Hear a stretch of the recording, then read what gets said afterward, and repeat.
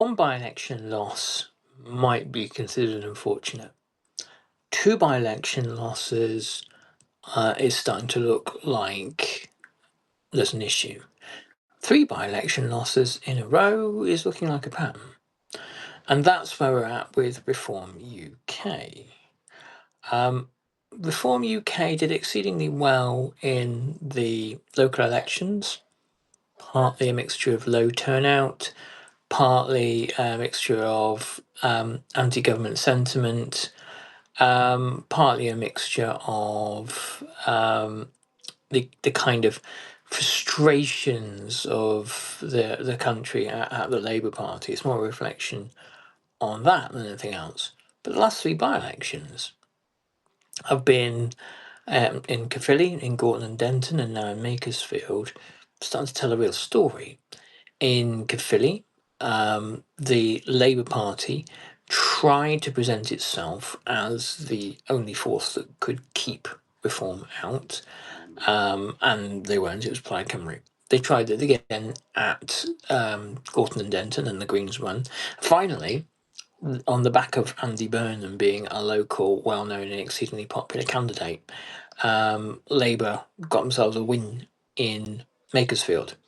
In all instances, Reform lost. Reform fielded at the very least in Gorton and Denton and Makersfield exceedingly dislikable, divisive characters. Matt Goodwin, entitled and petulant, and Robert Kenyon, the guy from the Makersfield by-election, with his kind of litany of foul and crude and abusive sexist posts, who was effectively flayed alive on BBC Question Time.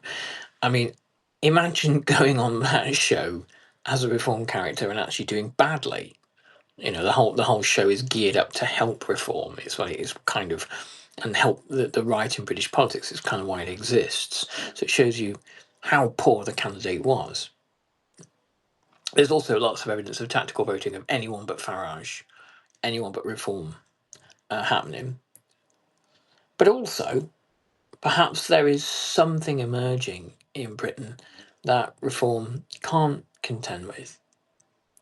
A kind of a consciousness that refutes this idea that our economic ills are the results of immigration.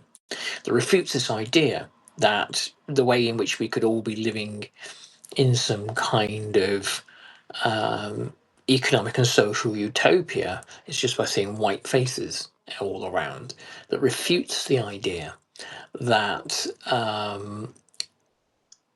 the kind of the nostalgic reactionary way of seeing the world is one that's going to somehow miraculously see us through the 21st century. I mean, this has happened with the Brexit Party. This happened with UKIP.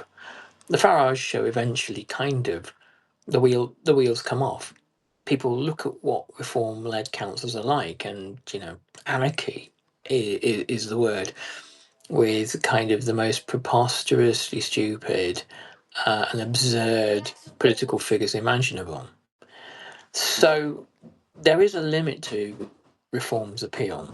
There is a limit, and that is something it's hard to fathom or hard to see, given the relentless promotion of reform by the right-wing press and their own media channel in GB News. But what right-wing influencers on Twitter, what slightly fascistic columnists in the Telegraph and the Daily Mail think, what GB News puts out, isn't reflective of what ordinary people tend to think and feel. And ordinary people are all right, really, for the most part. They are. Ordinary people from different backgrounds and different ethnicities, they get on, and sometimes they don't get on, and they live together, muddle along together, know each other, say hi to each other, and they're all right.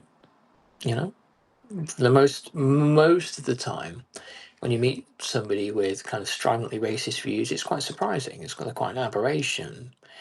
And so I'm trying to build a political project from racism in a country where, for the most part, I'm not saying everybody in the country is a progressive liberal, but for the most part, most people have a certain sense of decency and fair play. Trying to build a racist political project around that is difficult.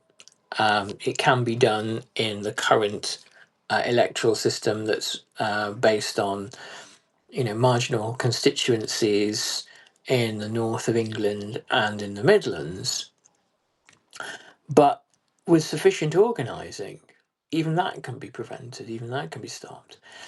So there is, with these last 3 by-election defeats, there is grounds for optimism. There is grounds to think that the tide of reform can be stemmed and even stopped, and that we don't have to look in 2028 or 2029, when the next election is, at the prospects of kind of every dark instinct in British political life, from Enoch Powell onwards, finally bursting through. That's not an inevitability. It's not impossible either, but still everything to play for. Of that I'm absolutely certain. Anyway, catch you on the next one. Bye bye.